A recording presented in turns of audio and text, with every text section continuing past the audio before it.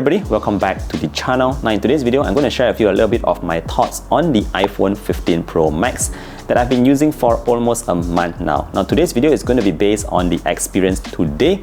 I know that there were a couple of overheating issues that were mentioned in the past, but after all the software updates as of today, there's pretty much none of that existing on the iPhone 15 Pro Max. So today's video is going to be based on that. And of course, yes, I did upgrade from the iPhone 14 Pro Max, and in today's video, I primarily want to share with you my sort of like top 3 reasons why I think this upgrade really means a lot to me as a content creator.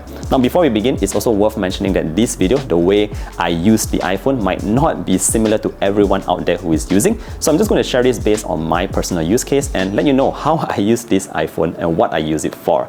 Now first and foremost, the main top 1 change that I really appreciate here is actually the Type-C port at the bottom. Now, I know a lot of people might think like, that's super common and Android users will definitely laugh at me for saying that. But the way the Type-C port has been implemented on the iPhone is a bit different from what I expected. So obviously you'll be able to charge your phones using Type-C cables, but the main feature that I really appreciate here is the fact that we can put in this sort of like SD card readers directly into the phone, and you can actually export your files directly to the phone itself. Now I use a camera most of the time to take most of my photos, so this thing is actually super helpful. Obviously, again, I know if you put this into an Android phone, you will be able to read the card, see all the files inside and all the folders and get the files out. But the way Apple implements it on the iPhone is very different. So once you pop this thing into your phone itself, you go into the photo gallery app, and at the bottom right corner, you see this import icon appear. But what's really awesome here is that you can actually see which files you have already transferred to the phone and which files has not been transferred. And once you actually transfer the pictures to your phone itself, it gives you the option to just delete it right away. And again, I think it's this seamless process of transferring the photos directly to your photo gallery, deleting it as soon as you're done. This entire process is done very nicely on the iPhone 15 Pro Max. So yep, that's why I like that feature, and it's my number 1 feature. Now my second top 2 feature is actually related to the cameras at the back. And no, I'm not referring to the megapixel count, the amount of times it can zoom, but really its ability to shoot videos in log. Now, shooting videos in log is actually very interesting because you have a lot of control of the dynamic range. You're able to control all kinds of colors, and it's just very different from using a filter on top of your video. So again, this really depends on you as a user. If you are a content creator, you want to have more control over the videos you produce directly from your phone. By the way, the Apple's the video log feature is actually very useful, and I was actually able to create some really stunning shots that you will actually be seeing on your screens right now. I think this is especially helpful if you do a lot of traveling, because you want to share a lot of videos with your friends, your family, and being able to shoot it in log, color grading it, and having an outcome that doesn't look like it was shot on a phone is actually pretty impressive. Now my third favorite feature, my top 3 favorite feature here is actually all about this design and the form factor. And before we dive into that, I think this relates to our channel supporter, that is actually Casetify.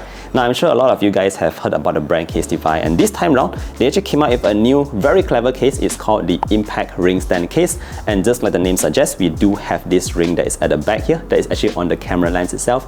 And how it works is that you can actually rotate it to any angle that you wish, so that you can put it on your desk, watch videos without having a phone stand. Obviously, by having this ring able to rotate here and there, you can watch your phones like this, or you can even turn it around and have it stand like that. Another really cool feature that I found about this Impact Ring Stand case is that with standby mode, guys, so sometimes you actually need to put the phone on a dock or wireless charging dock before you are actually able to enjoy the standby mode. But with this ring stand case, literally you can stand on your desk, have your charger plugged in, and you will be able to have your standby mode activated. So I think that's actually very helpful. Now in case you're wondering about its durability, how strong is it? Well, Casetify has put in a lot of work and effort to ensure that they are drop resistant. So if you drop your phone, obviously from a certain height, it will be able to protect your phone very well. It's got their trademark Eco Shock lining all over the inside, and more importantly, the cases from Casetify are actually made from recycled phone cases, so again, better for the environment. Anyways, if you guys want to find out more about Casetify's cases, I'll put in a link down below. There's also a promo code that you can use in case you want to get a Casetify case.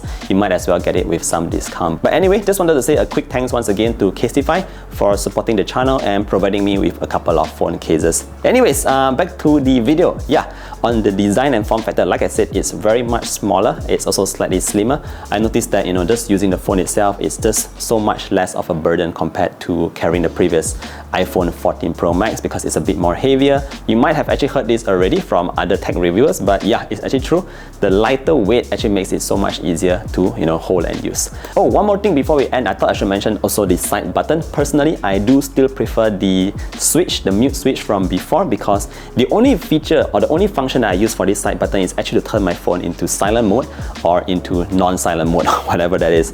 But yeah, so I just find that sometimes I fumble along the buttons because I can't really identify which is the silent button for me.